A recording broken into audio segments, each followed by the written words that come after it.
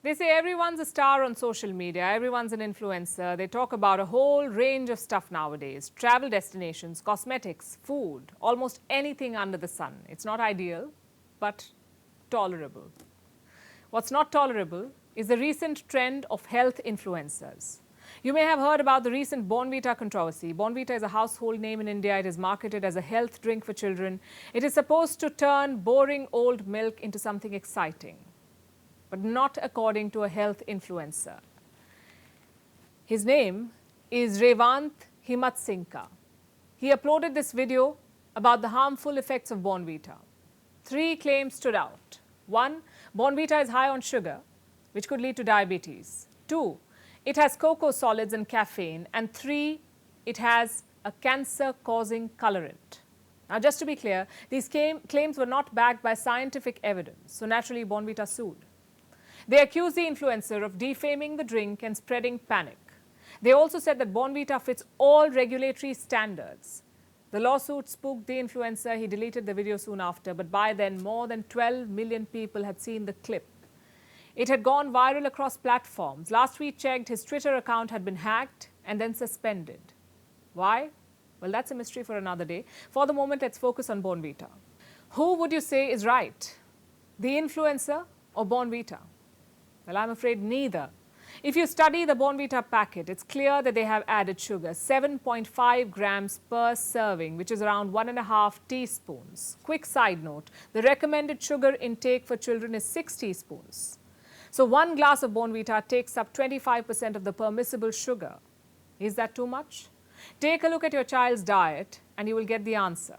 So denial won't help Bournvita here. The fact is, their drink does have added sugar. Now let's come to the health benefits. Bournvita claims that their drink will increase muscle growth and boost immunity. They say it has been proven scientifically. But experts are not convinced. Many doctors claim these studies and trials are not 100% accurate. And frankly, it should not surprise us. MNCs are not exactly famous for honest marketing. Remember when cigarettes were called healthy? Or when New Balance shoes were supposed to burn calories? These are classic examples of false advertising. Bournvita could be doing the same. In most cases, such claims are busted as time goes by.